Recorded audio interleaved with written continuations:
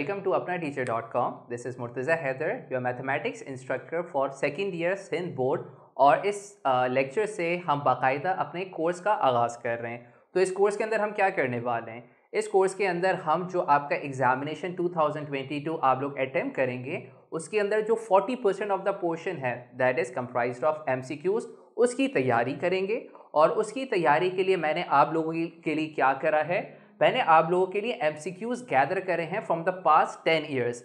अच्छा, ये सारे आपके पास MCQs सिर्फ इतने ही नहीं है चैप्टर 1 के, आपके पास इससे ज़्यादा हैं। तो अभी हमारे पास इतनी ही अवेलेबिलिटी थी बोर्ड के ऊपर। तो पहले हम इन क्वेश्चंस को जो है सॉल्व करेंगे। ये सारे के सारे क्वेश्चंस आपके पास पेपर से लिए गए हैं। जैसे मैंने आपसे कहा कि पिछले 10 से 12 साल में मैंने क्वेश्चंस को गैदर किया है और इसके अलावा मैंने कुछ प्रैक्टिस इक्वेशंस भी ऐड करें। तो एयर मेंशन नहीं है, ये आपके पास पास पेपर्स के क्वेश्चंस हैं। तो चलें अब हम इसको सॉल्व करते हैं। तो सबसे पहला जो हम यहाँ पे अपना चैप्टर आगाज़ कर रहे हैं वो है चैप्टर नंबर 1। और आपको पता है चैप्टर नंबर 1 क्या है आपके पास? Functions and limits. नाम तो पता है ना आपको चैप्टर का। तो उसके अंदर हमने क्या पढ़ना है? उसके अंदर हमने फंक्शंस को भी पढ़ना है और और हमने लिमिट्स को भी पढ़ना है। तो अब हम यहाँ पे सब पहला क्वेश्चन देख लेते हैं। तो चैप्टर नंबर 1 का जो पहला MCQ है हमारे पास, उसके अंदर आपसे कहा है कि limit n approaches to infinity 1 + 1/n whole power -n, इसका आंसर क्या होगा? अच्छा, इसका आंसर बताने से पहले मैं आपको एक बात बताना चाहूँगा। वो ये है कि हमारे पास एक प्रॉपर्टी होती है, आप लोग को याद होगा, आपने पढ़ा होगा कि limit n approaches to infinity 1 + 1/n whole power n that is equal to e। और आपको ये भी बताया होगा कि जब आपके पास इस तरह की कंडीशन हो और आपने लिमिट्स अप्लाई करनी है तो इसका आंसर होता है डायरेक्टली e। अच्छा, आपने ख्याल क्या रखना होता है? आपने ख्याल ये रखना होता है कि हमेशा आपके पास जो सवाल दिया जाएगा वो इसी फॉर्म में होगा। सिर्फ फ़र्क क्या हो सकता है? n का कोफिशिएंट चेंज हो सकता है। तो अभी अगर आप देखें यहाँ पे n का कोफिशिएंट क्या है, कुछ नहीं तो हम कह सकते हैं कि यहाँ पे 1 लिखा हुआ है, ऐसा ही है। तो आपके पास जो प्रॉपर्टी के अकॉर्डिंग जो इसका आंसर होता है वो है e⁻1। तो हम नॉर्मली अगर पावर 1 होता है तो हम पावर 1 नहीं लिखते। अब इस बात को जहन में रखते हुए आप मुझे बता सकते हैं इसका आंसर क्या होगा? यहाँ पे आपके पास क्या लिखा हुआ है? -n। -n का मतलब है कि n का कोफिशिएंट है -1। सो इट मीन्स कि पहले वाले पार्ट का, ये तो आपके पास एक प्रॉपर्टी थी। ओके, सो पहले वाले क्वेश्चन का जो आंसर है वो हमारे पास है e⁻⁻1। ओके, या हम इसको और करके ऐसे भी लिख सकते हैं 1/e। Sorry, so this is the answer for our first question. इस तरीके से आपने इसका आंसर देना है। Okay, so now moving on to the second question. Second question में आपसे कहा है कि limit x approaches to 0 e⁻x - 1/x।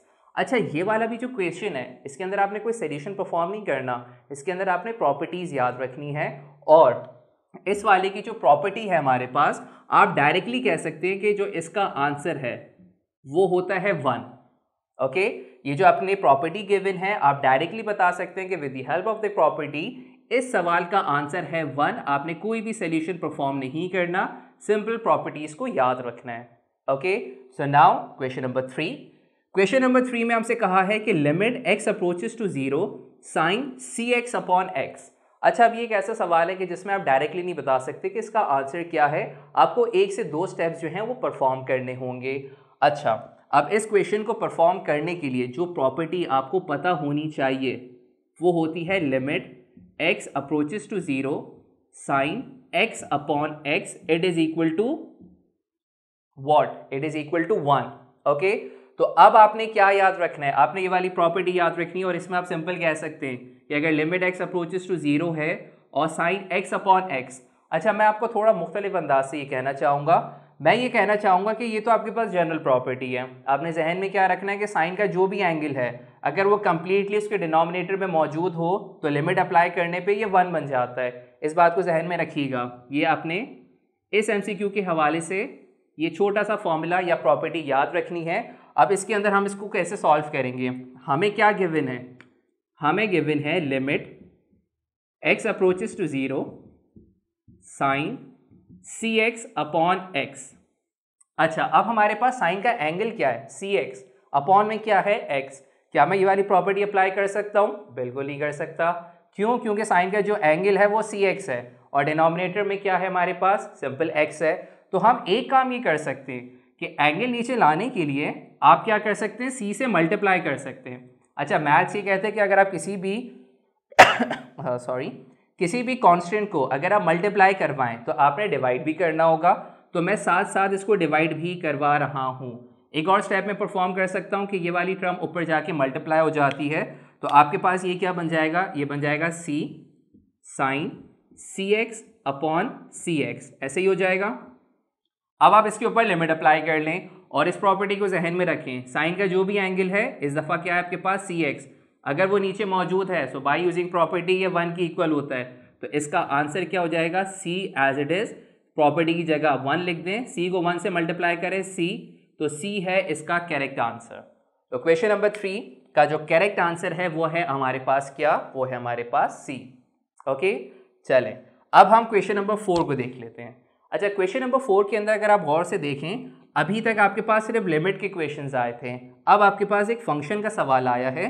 इसमें आपसे कहा गया है कि if f of x is equal to root x, F of x कोई भी एक फंक्शन है, वो कैसे डिफाइन करें, दैट इज रूट एक्स। आप बताएं f ऑफ 16 कितना होगा। अच्छा, इसमें भी आप डायरेक्टली आंसर नहीं बता सकते, ना कोई इसके लिए फॉर्मूला है, आपने कुछ सिंप्लीफिकेशन करनी होगी।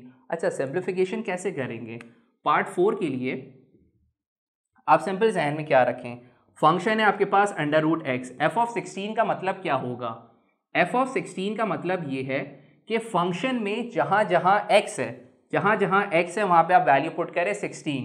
तो फंक्शन था अंडर रूट एक्स, एक्स की जगह आप 16 लिख दें। आपको पता होगा कि 4 का स्क्वायर 16, तो 16 का स्क्वायर रूट 4, तो इसका जो करेक्ट आंसर है दैट इज 4।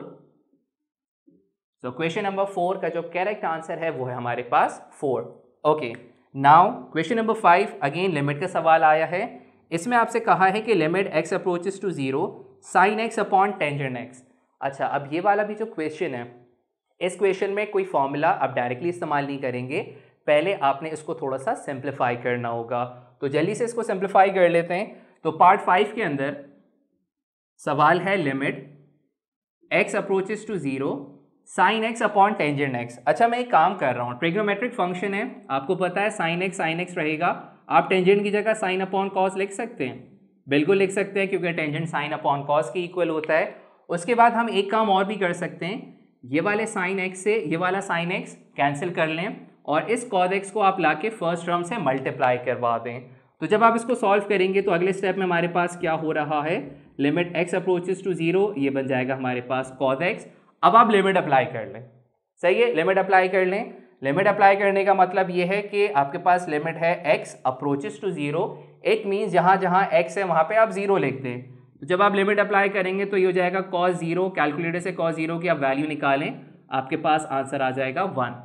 तो होगा क्या, ये तो मैं आपको डायरेक्टली आंसर्स बता रहा हूँ, आपके पास MCQs में तो ऑप्शंस होते हैं, तो आप देखिएगा ऑप्शन में जहाँ पे 1 लिखा होगा आप उसको जो है करेक्ट मार्क कर लीजिएगा। सही, चलें अब हम कर लेते हैं क्वेश्चन नंबर 6। अच्छा, क्वेश्चन नंबर 6 रिपीट हो गया ये, और यानी आपका क्वेश्चन नंबर 2 और क्वेश्चन नंबर 6 आपके पास एग्जैक्ट सेम है, ठीक है, सेम वैल्यू है। तो मैं डायरेक्टली आपको बता देता हूँ कि जो क्वेश्चन नंबर 6 है इसका आंसर क्या था। मैंने आपको क्या बताया था, मैंने आपको एक प्रॉपर्टी बताई थी, with the help of that property e raise to the power x minus 1 upon x, इसका आंसर क्या होता है हमारे पास, ये रहा इसका आंसर, इसका आंसर है 1। कोई सोल्यूशन नहीं है, कोई सिंप्लीफिकेशन नहीं है, सिर्फ आपने प्रॉपर्टीज़ को जो है वो याद रखना है। तो ये हमने चैप्टर 1 के 6 क्वेश्चन सॉल्व करें। चलें अब हम कुछ और क्वेश्चंस को सॉल्व करेंगे।